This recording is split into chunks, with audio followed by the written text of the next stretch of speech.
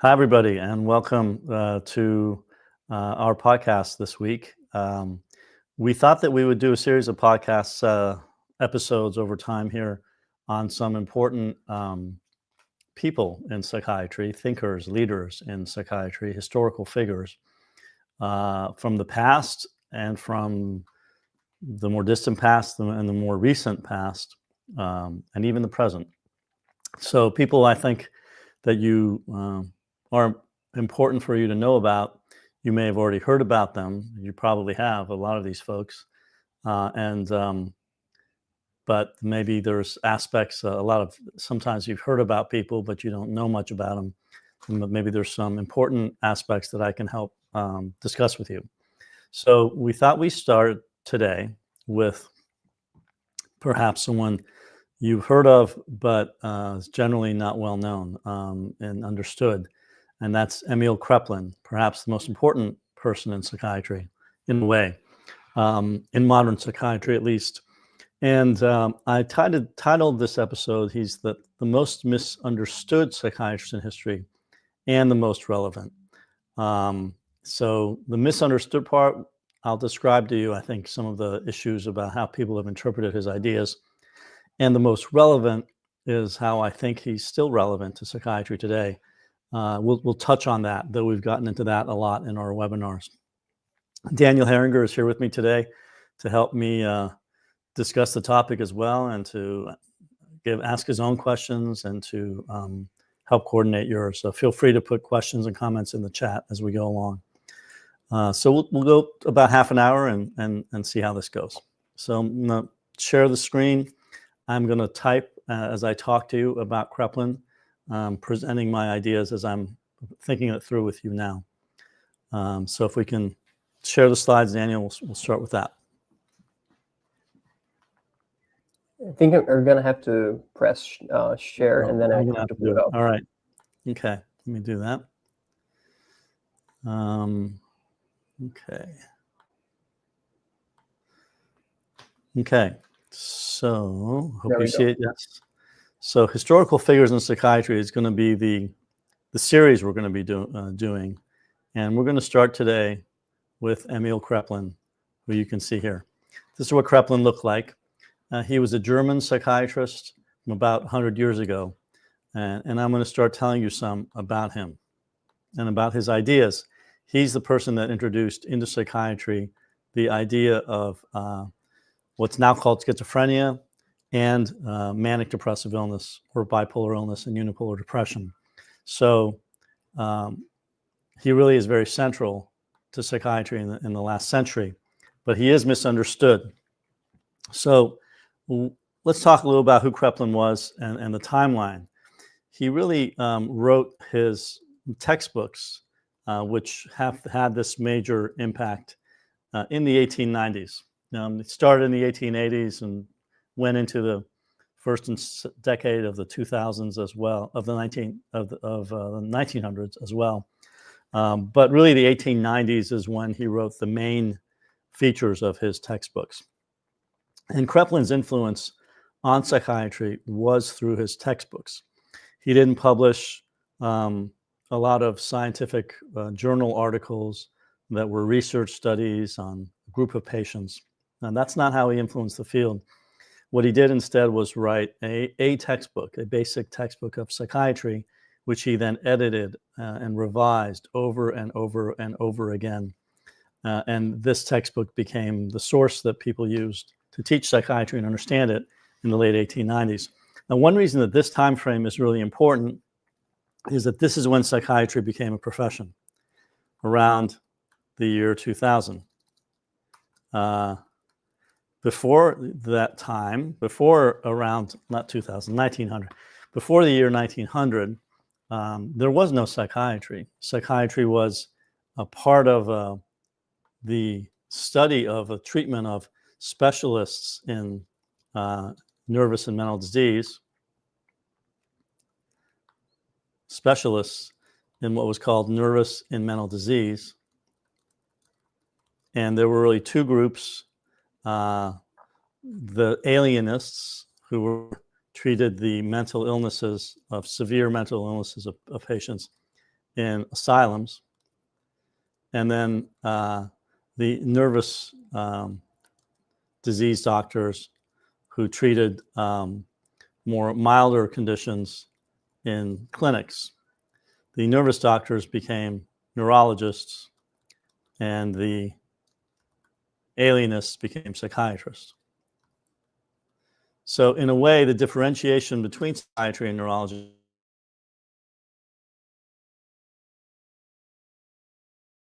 if they were what we would today call more outpatient scenarios, they were treated by the neurologists, and more hospital scenarios, they were treated by psychiatrists. But they didn't have a separate definition. They didn't have a separate specialty definition. They didn't have a board of registration of the specialty until around 1900. And once that started happening, when you had the idea of a new specialty for psychiatry, they needed a textbook for that. They needed something that you could point at and say, this is what makes a psychiatrist. And Kraepelin's textbook became very important to the profession as identifying, this is what psychiatry is all about, these mental illnesses. Now, what mental illnesses did we have until that time? Well, before that time, we would say before Kraepelin, basically mental illnesses were labeled as insanity in a very broad single concept. That's the way it was for millennia until the 1800s. Into the 1800s, under the influence of Pinel school, you had hundreds of syndromes. So instead of one broad concept of insanity, you had hundreds and hundreds of syndromes. And these are some of the syndromes that you're familiar with that have a lot of French names, like Cotard syndrome and Capgras syndrome and things like that. Cotard, Capgras, de Clerambault. There's a whole list of these different kinds of syndromes. There were hundreds of them. So what the French did is they broke up this big, broad concept of insanity into lots and lots of different syndromes. The insanity really reflected what we might today call psychosis, people who had delusions and hallucinations. And you could just label that as one thing, or you could break it up into these hundreds of syndromes. Now, what Kraepelin did that was important was that he took the many French schools, the many French definitions, and he combined them with the German School of Pathology and the New German School of Psychology. This was Kraepelin's contribution, Kraepelin's uniqueness. His unique contribution was to combine these different things. So there was a German School of Pathology, let's talk about that. And there was a New German School of Psychology as well. The German School of Pathology was founded in the mid-1800s, and it was based on the idea, as was happening in all of medicine, that we needed to find the basis of illnesses in the brain. So find the basis of mental illness in the brain, in brain pathology. And this was something new that was happening around then. So there was a famous German pathologist who said that all mental illness is brain disease. And they ignored the French clinical school. The French group wasn't interested in the brain. They were just interested in the clinical signs and symptoms. The German approach ignored the clinical signs and symptoms and was interested in the brain. And so this was a kind of an opposite perspective. Now, between 1850 and 1900 or so, the Germans did all this research on the brain, and they didn't find much of anything. The problem with saying that all mental illness is brain disease was that they really had negative outcomes. They didn't find anything. That was a bit of a problem. The New German School of Psychology is also important. It was founded by Wilhelm Wundt, who was Kraepelin's mentor.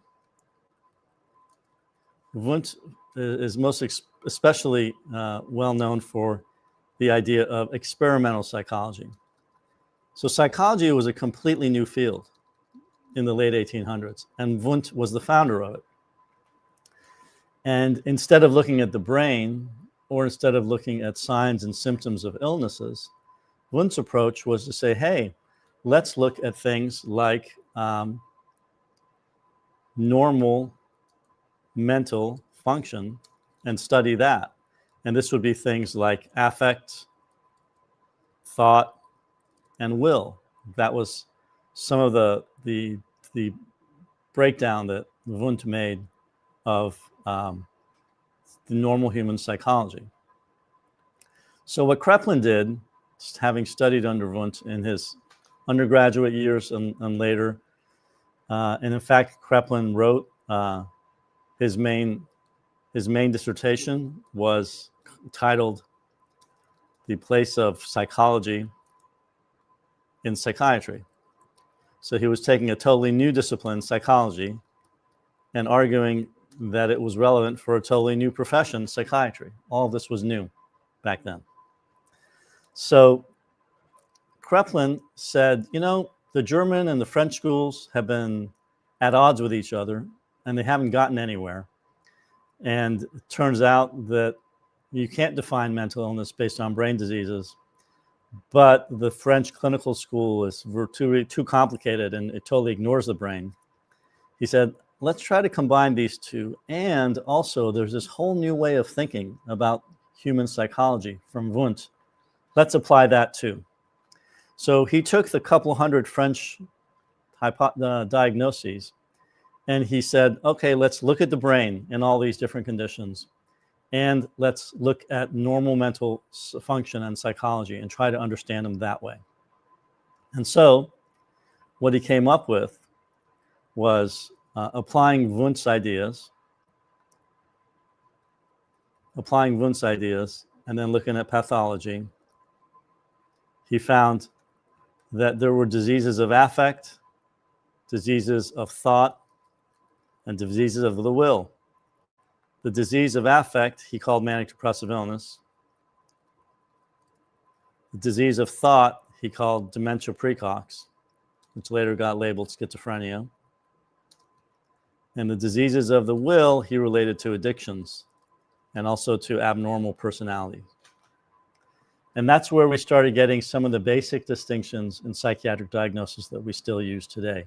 Mood illnesses, psychotic conditions, personality disorders, addictions. This all comes from Kraepelin's application of Wundt's basic idea about normal human psychology. Now, he also looked at pathology. And he hired a gentleman to work with him when he was chairman at the University of Heidelberg, who was an expert in pathology. His name was Alois Alzheimer. And he also hired Franz Nissl, who created the Nissl stain, which was important in neuroanatomy. And Alzheimer looked at all the brains of Kraepelin's patients. And as you can imagine, he did come up with something. It wasn't all negative. And this is when Kraepelin was at University of Heidelberg as chairman around I'm going to say 1905, but it was in the early 1900s. So how did he put all this together? Well, now we need to say one more thing about Kraepelin, which is clinical diagnosis was based on a couple things. He looked at symptoms, and he looked at course of illness. What he found was that when you looked at what the French did is the French school just looked at symptoms and they came up with hundreds of diagnoses because symptoms varied a lot. And this was too complicated. And it didn't correlate with the brain pathology either. Kraepelin knew that in medicine in general, besides symptoms, the medical tradition was to look at the course of illness. So he focused on that because it was less complicated, and he wanted to see if it would correlate with brain pathology. And so he took all these psychotic patients, all these patients with delusions, hallucinations who had been in the asylum forever, and he saw that their symptoms were all over the place.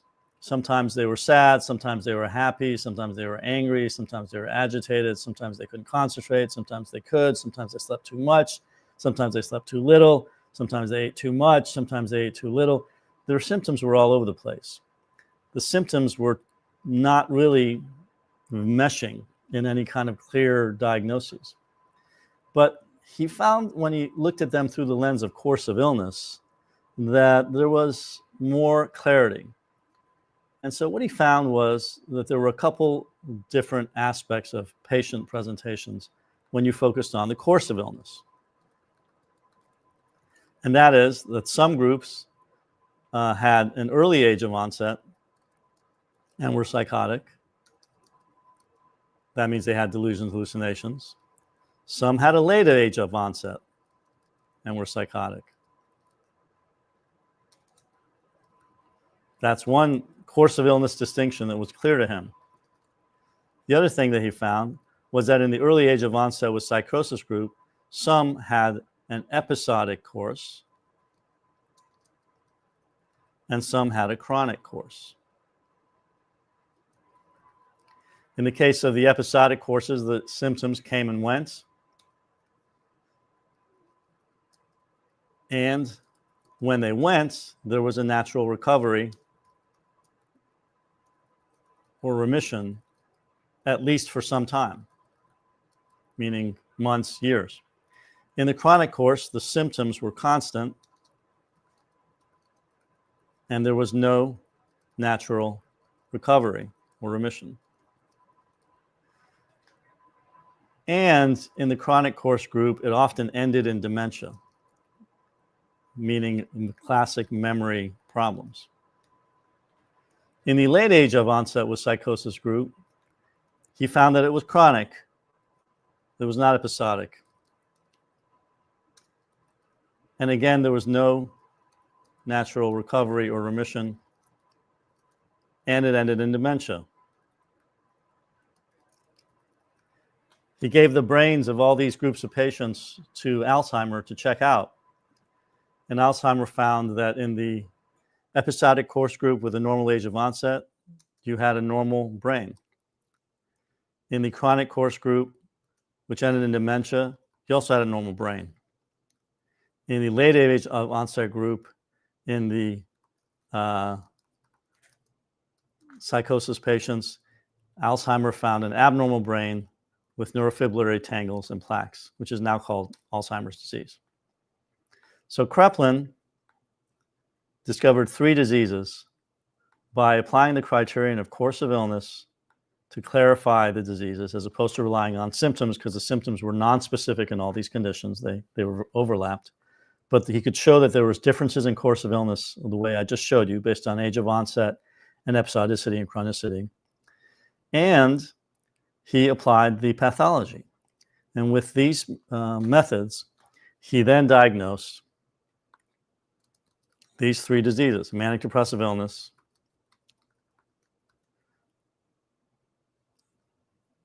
manic-depressive illness goes down here. 3 diseases: manic-depressive illness. This was the early age of onset psychosis with an episodic course. During the episodes, they tended to be manic or depressed, most commonly mixed. and the chronic course, dementia precox, which later got labeled schizophrenia. And of course, the late onset psychosis course was called Alzheimer's dementia later. So he discovered these 3 diagnoses. That in itself makes him a brilliant historical figure in psychiatry.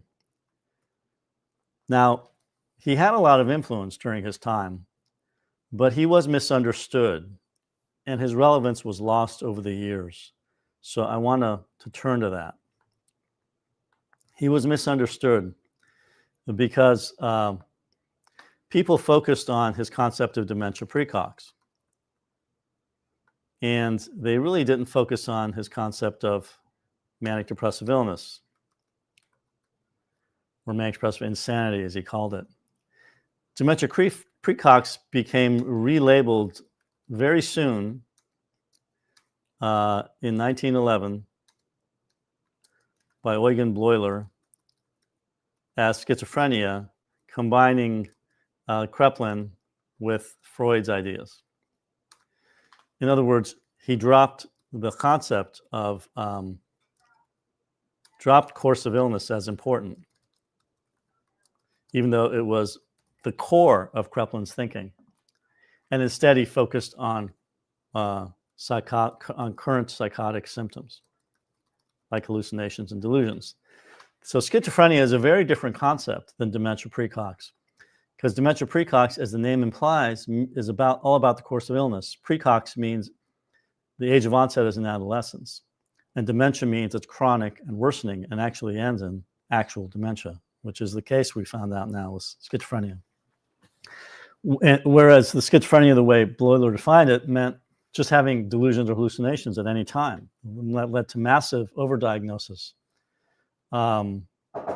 Okay, I apologize, but I have to pause here. I have to pause here for a second. Daniel, can you take over for just a minute, and I'll be back.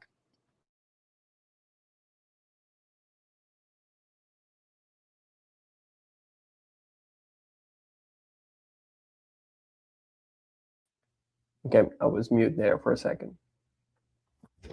I'm not very familiar with Kraepelin, and I won't pretend very much. But this subject is in fact fascinating.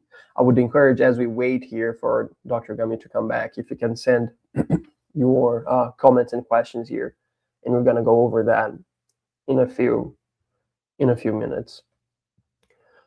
Kraepelin's books are available on the Internet Archive, I believe. If you guys are curious, I was looking it up recently. So it's free, and you can download the PDFs. And the books are quite nice to read, very, very descriptive. So that's something cool that you guys can do. Okay, Dr. Ghaemi's back. You're mute. Sorry for the break. I think I was muted. Can you hear me now? Yeah, so we're going to be finishing up with what I was just showing you, that he was misunderstood in the sense that schizophrenia is really not the same thing, and not focusing on the course of illness led to, an overdiagnosis of it, especially with the patients with manic depressive insanity who could have psychosis when they were depressed or manic. The other aspect of the misunderstood nature of it is that the majority of patients that Kraepelin saw were manic depressive. They were not patients with dementia precox or schizophrenia. But everybody focused on schizophrenia as Kraepelin's contribution, even though, again, it was misunderstood. They didn't focus on manic depressive illness. They didn't see that actually was the majority of his cases, and most of the patients that he diagnosed, treated, that was his main focus, not schizophrenia. Furthermore, it was never appreciated that mixed states were central to Kraepelin's concept of manic depressive illness, that the majority of patients were not depressive or manic, but rather mixed, and therefore polarity did not matter. He did not care if the patient was manic or depressed. He only cared if they had recurrent mood episodes, and they could be manic or depressed, or more often, they were mixed. So the diagnosis was based on recurrence, not polarity. in contrast to the concept of bipolar illness or unipolar depression. So a lot of times people say, oh, Kraepelin defined bipolar illness. No, he didn't. He defined manic-depressive illness, which is not the same thing. And he did not care about mania. He was talking about recurrent mood episodes. The course of the illness defined it, not the symptoms, just like his concept of schizophrenia was misunderstood. So then people say that psychiatry is more neo-Kraepelinian. Actually, it's not. Because Kraepelin had, in addition to his influence, he had a lot of enemies. And his biggest enemy was a group that was centered around Karl Wernicke and Karl Kleist and Karl Leonhard. Wernicke was the teacher of Kleist, and Kleist was the teacher of Leonhard. Wernicke, like Kraepelin, wrote a textbook around the same time. He was a contemporary of Kraepelin's. His textbook was about mental illness defined on brain anatomy only. As you know, Wernicke became well known in neuroanatomy. Wernicke's area in the brain is widely known. But Kraepelin rejected the idea that you should define mental illness based on brain anatomy alone. As I said, he didn't think clinical syndromes were important, although he focused on course of illness rather than symptoms. He did think that psychology was important, normal human psychology, unlike Wernicke. But Kleist and Leonhard took up an anti-Kraepelinian approach. And in the 1950s, in particular, Leonhard did a lot of research with the new field of genetics, in which he claimed that Kraepelin was wrong and that manic-depressive illness was two diseases, bipolar and unipolar. And he claimed that the bipolar and unipolar distinction, in other words, the presence or absence of mania, was genetically specific, and that therefore Kraepelin was wrong in saying that the polarity didn't matter. So Kleist and Wernicke and all these guys, they said Kraepelin was wrong. Kraepelin was wrong in Wernicke's case because he should focus just on brain anatomy. Kleist said Kraepelin was wrong on the same basis, but also that the symptom distinctions mattered more than Kraepelin claimed.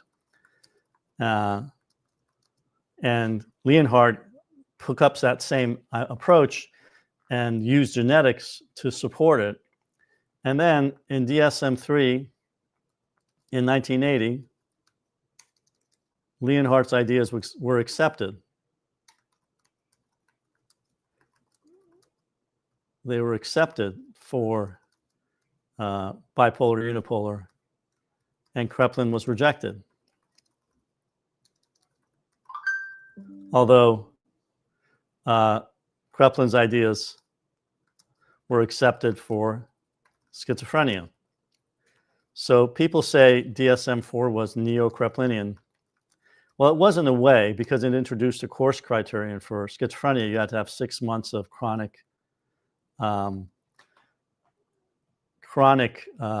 psychosis. But it was not neo-Kraepelinian for mood illnesses. It was neo-Leonhardian. It was accepting Leonhard's ideas and rejecting Kraepelin. So where I think Kraepelin is relevant today is that I think he was right. And we're not going to review the literature on this, but I think the relevance of Kraepelin today is that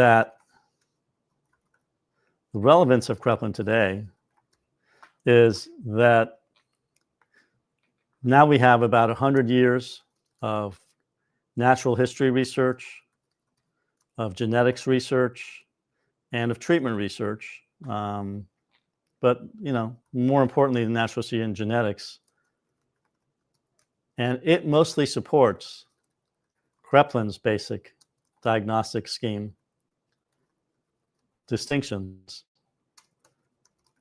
that there is such a thing as schizophrenia, that you can separate from mood illnesses, Although I know there are people that deny this and there's debate about it, we can talk about it. But also,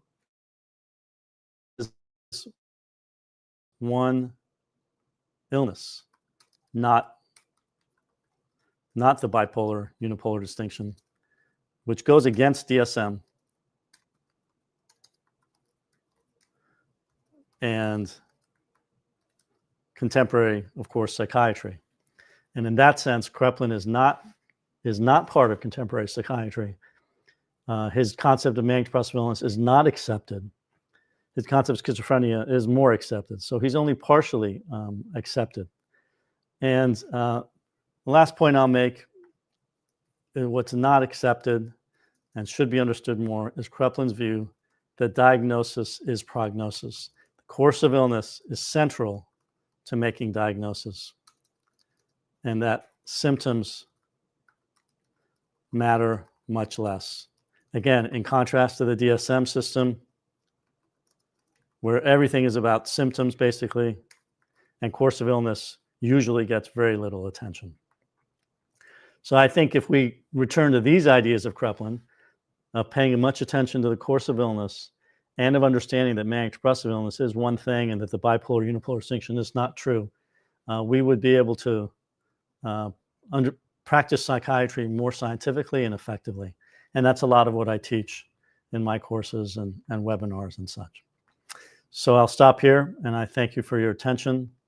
I'll stop sharing, and let's see if we have some questions and comments. I'll pull up some of the comments through the screen with some great questions. We have some questions from Larry and Mark Ruffalo, and I just pulled up one from Larry. Can you see them? Yes. Okay. So Larry says, there are some types of schizophrenia, psychosis, no mood symptoms, that do not seem to have an obvious deteriorating course. Do you think it's a different disease altogether? That's not schizophrenia. It'll be like asking the question, Larry, there are some types of Alzheimer's dementia where you have memory loss, but there's no deteriorating course. Well, that's not Alzheimer's dementia then. That's some other kind of memory or cognitive problem. Kraepelin is defining schizophrenia as having a chronic deteriorating course. If you don't have a deteriorating course, it's not schizophrenia. So then the question really is there such a thing? Is there a condition where you have delusions and hallucinations, no mood symptoms, and it never changes? It always stays the same. It's there all the time, but it doesn't get worse. I don't think there's any good scientific diagnostic validation of such a condition. I know the DSM labels that. There is a condition in DSM called paranoid delusional disorder where they claim that, but it's not diagnostically validated. It's not legitimately proven. It's just an opinion. If there's such validation in other conditions, you can let me know. In my experience, when people say there's a schizophrenia that gets better, that's not schizophrenia. That's usually almost always schizoaffective illness. So it's not schizophrenia. It's people with mood episodes. And that's a different condition. We can talk about that in a separate podcast or discussion. I've talked about it in my diagnosis course. My basic view on that is it's the comorbidity of schizophrenia and affective illness in the same person, genetically and biologically, but it's not purely schizophrenia. We could talk about that separately.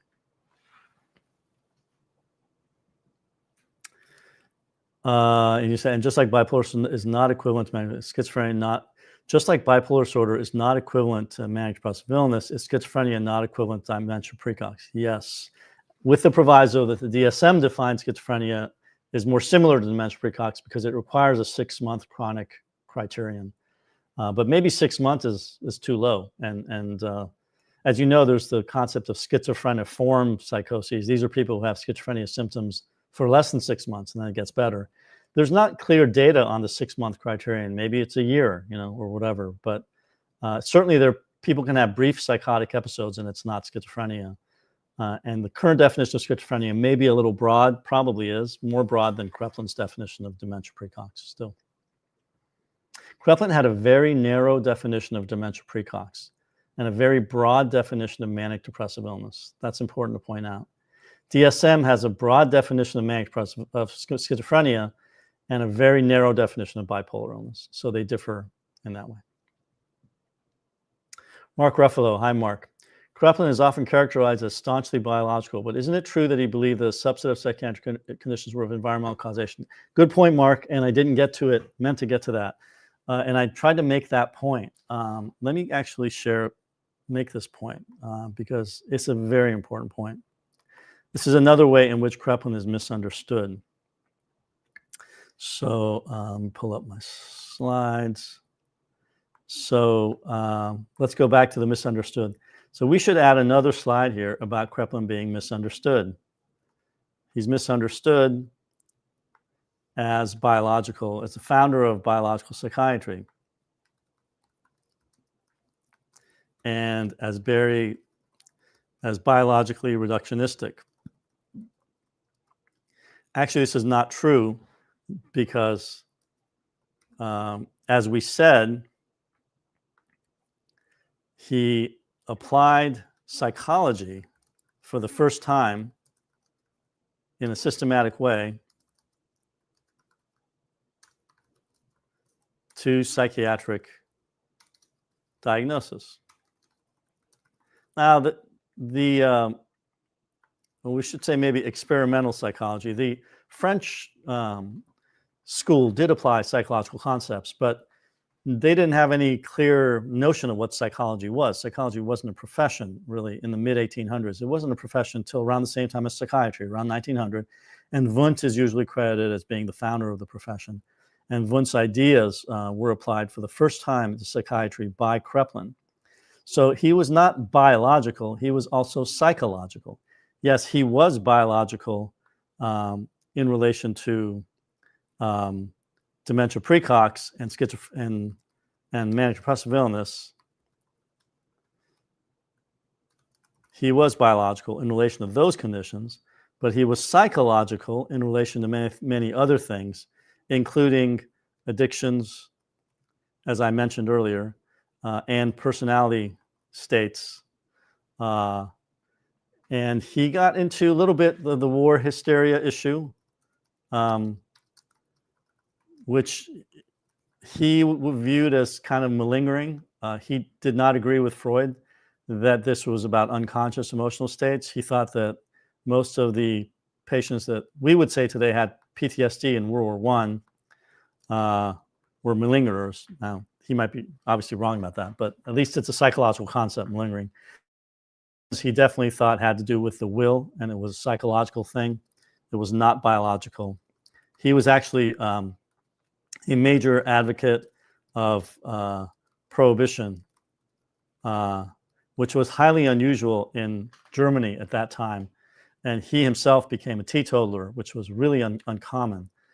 So Kraepelin was not a purely biological psychiatrist.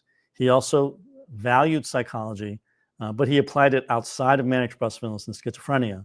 And that's why, the psychoanalysts who wanted to make everything psychological, including schizophrenia and manic depression, criticized Kraepelin a lot for that reason. We could add them to his enemies list. The other thing is he did not use drugs, much or hardly at all. In other words, he did not treat patients. He diagnosed them, but he didn't treat them with drugs. He was very conservative in his therapeutic approach. He was very therapeutically conservative. Some people call it nihilism. Some people have called that therapeutic nihilism in a more critical way, that he was not advocating for all kinds of treatments. And in that sense, he's also different from what mostly people think about biological psychiatry. They think that biological psychiatry reflects wanting to use drugs a lot or psychopharmacology. And Kraepelin actually did not do that. Of course, there weren't many drugs then, but he's still opposed to a lot of interventions. So yeah, that's the way I would think about that. Very good point, Mark. I'll stop sharing here and we'll go back to the questions and comments. Jean-Marie, if we took Kraepelin's nosology more seriously today, how do you think it would change our pharmacological decision-making, particularly regarding mood stabilizers versus antipsychotics? Yes, well, like I taught in the psychopharmacology course webinars, I think we would be, certainly the main thing would be if we diagnose mixed states a lot, we would be using so-called antidepressants a lot less because they worsen mixed states. Both mood stabilizers and dopamine blocker antipsychotics are effective for mixed states. So I think we would use both of them, but we would use antidepressants less. I think that would be one major implication.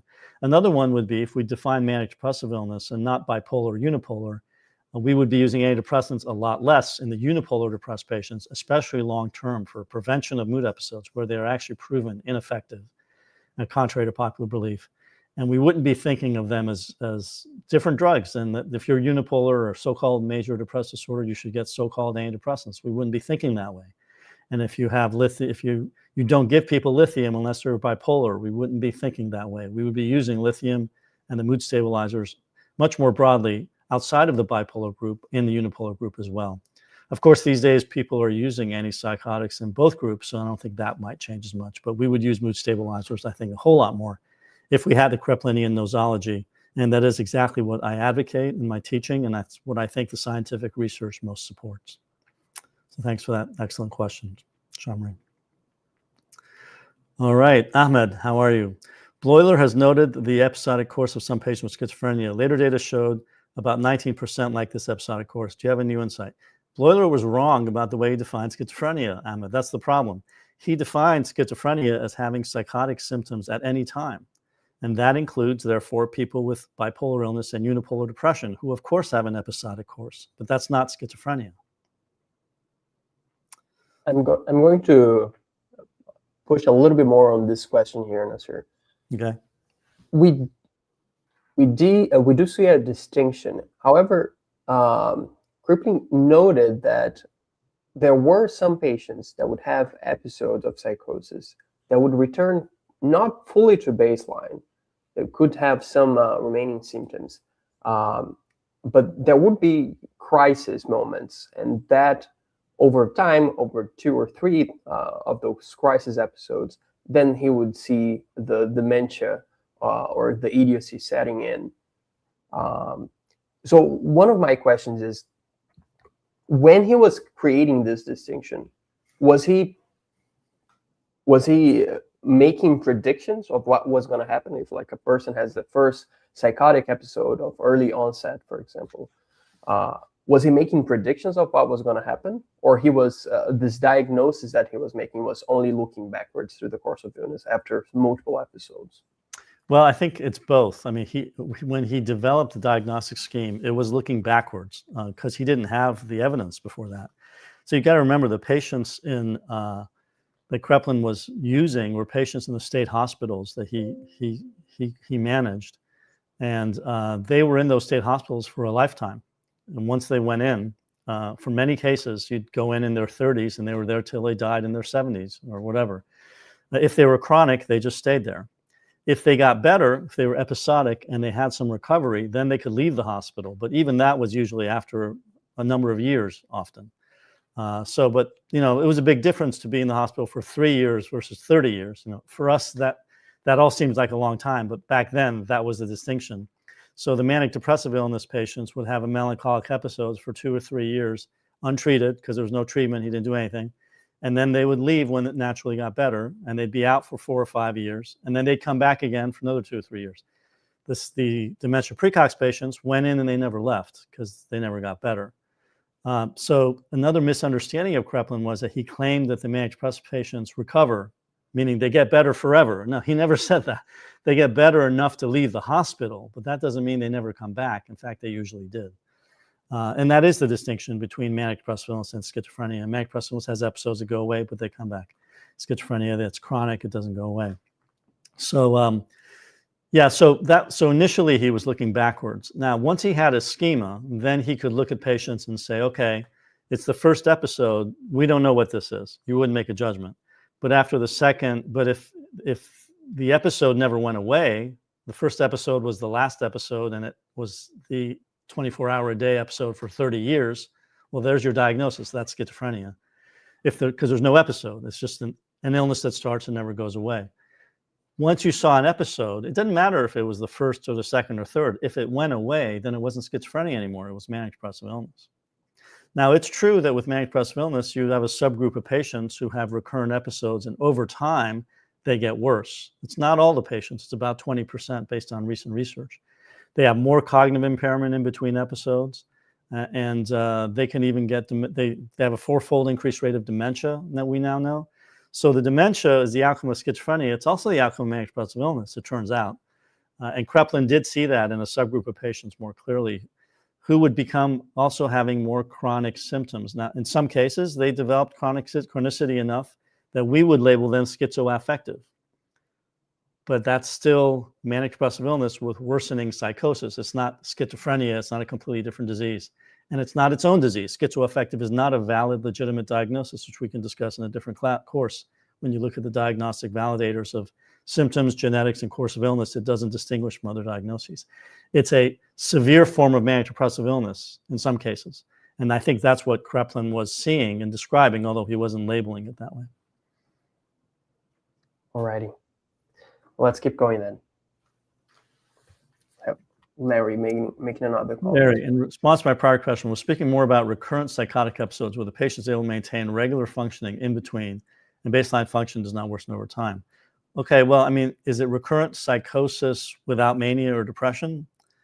I'll take that assumption. If that's what you're talking about, so it's no longer schizophrenia because it's episodes, and it's not manic depressive illness because there's no mood symptoms at all. There is a phrase for this and a term that was heavily used by Leonhard. It's the concept of circular psychosis. Circular psychosis, Leonhard described these states where some patients have psychotic episodes. They're not chronic, but they're also not, they don't have mood states. Sometimes they do have a worsening, of course, but they're still episodes. You know, you can have worsening with manic depressive illness. Worsening is not the distinction between schizophrenia and manic depression illness. The distinction is chronicity versus episodicity. In any case, there's been a lot of research on circular psychosis over the last 50, 60 years. Leonhard thought that it contradicted Kraepelin's schema, but actually when you look at genetic studies and some other studies, a lot of patients with circular psychosis seem to be in families of people with manic depressive illness. So it may simply be another variation of manic depressive illness, one in which there isn't actually much in the way of mood symptoms, but that the episodicity is what's the core. All right, I'm gonna go back on the comment about schizoaffective. Dr. Ahmed is making a comment on that as well. Yeah, I hope the administration will promote this note. Schizoaffective is not valid in prognosis and outcome studies. It's just a rare cross-diagnosis of psychotic illness state. Yeah, that I've written about that in my psychopharmacology textbook. There's a whole appendix chapter reviewing that literature. But is there more to it from Ahmed? Or is that the comment? I think this was the comment. Okay. Maybe he meant to write more, but he was cut off. I don't know. All right. One more comment here. Okay. Regardless of it being bipolar or manic depressive illness, the treatment is constrained by the limited arsenal of the tablets, mood stabilizers, and antipsychotics. Does it matter how we characterize them?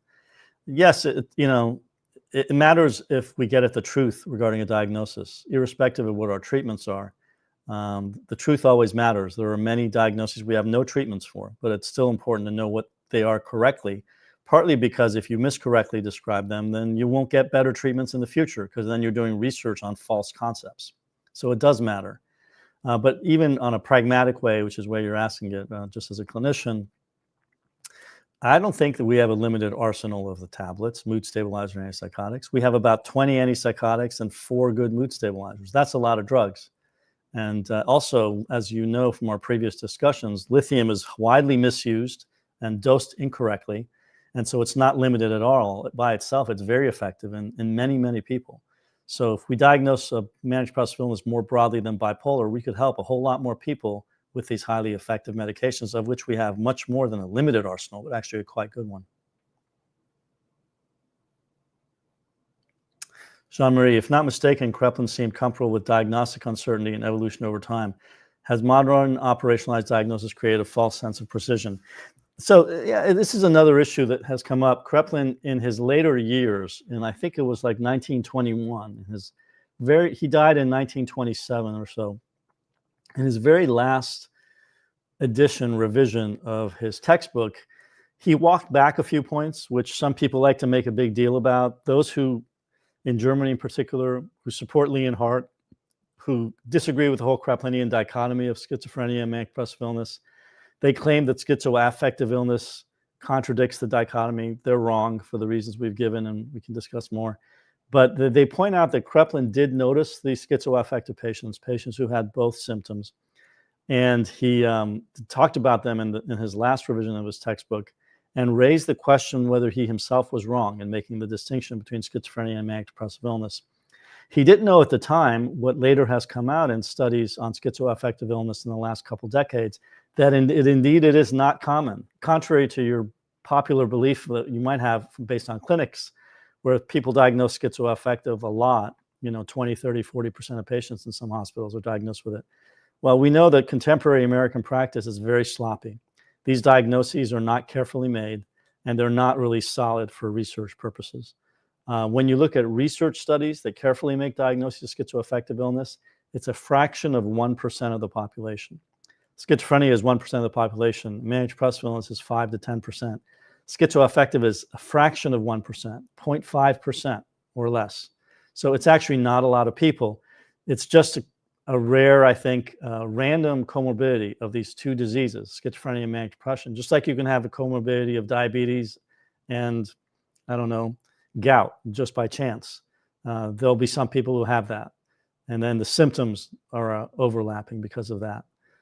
So Kraepelin did notice this, but he didn't know how common it was. And so he raised the idea that maybe it mattered, and maybe his diagnostic system should be changed. So in that sense, you're right. He was comfortable at the end of his life, maybe to some extent, with diagnostic changes. And the current DSM system is definitely falsely a sense of precision for sure, as you say, but also false in the sense that people don't want to make changes since 1980 because of the professional system being so completely based on our diagnoses the way they are, more or less, that it would be very disruptive for people suddenly to stop using the major depressive disorder concept and have a totally different concept of mood illness. People just don't want to make changes. But the nature of science is you have to make change as the knowledge base changes. And that's one reason why, again, we're a very unscientific profession, because we're unwilling to make these changes. We're reaching 1 hour, but I'll pull up one final comment or question here. Okay, thank you. Final comment from Mark, Mark and I have written a lot about Kraepelin and his importance to psychiatric diagnoses. So it's nice to engage with you here, Mark. Thank you. Do you think that dimensional models that are now becoming increasingly popular, especially among psychologists, pose any real threat to these categorical distinctions? People are forgetting the validators. Yes. So this is the point that I was making about what is relevant about Kraepelin, but forgotten, is this concept that diagnosis is prognosis. That the prognosis, the course of illness, is a core feature to making diagnosis, if not the most important feature, in addition to genetics, another diagnostic validator, and symptoms. But people focus just on symptoms. The DSM system focuses on symptoms. These dimensional models of some people who claim to criticize DSM, like this other group that has this hierarchical approach, but it's focused on symptoms. They don't include course of illness as part of the diagnostic system that's important, and they certainly ignore genetics. Kraepelin included all of these, and he included psychological concepts. So I think he was much more, high top is the group that just looks at hierarchy of symptoms and psychopathology. You shouldn't define psychopathology as just symptoms. Unfortunately, that's what most psychopathologists do. Even the Heidelberg School of Psychopathology from later years that followed on the work of Carl Jaspers focused on symptoms. They didn't assess course of illness and genetics. I think you need it all. And that's what the whole concept of diagnostic validators is. This is not my opinion. This is the mainstream view of modern psychiatric diagnostic research in the US, led by a group that got called Neo-Kraepelinian from the Washington University, St. Louis in the 1970s, Ellie Robbins, Samuel Gouze. But it is still accepted. It's just that it's not applied. I think what I'm advocating for and what, Mark, you're advocating for is that we should apply this concept of diagnostic validators more systematically.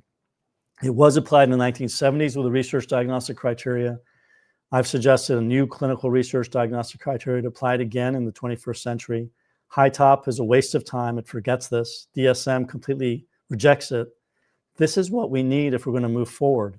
We need to actually go back to Kraepelin's ideas, understand them correctly, and apply them if we're going to move forward in psychiatry for the future. So maybe it's a paradox learning about historical figures of psychiatry. It's not about some guy's ideas 100 years ago that are irrelevant today. Actually, his ideas were misunderstood, and they're very relevant for today and have been supported a lot by more recent research. And we should try to understand them better and then apply them even better. Fantastic. What a great way to end our stream. Thanks everyone who participated and sending comments and questions. And 2026 is going to be a busy year.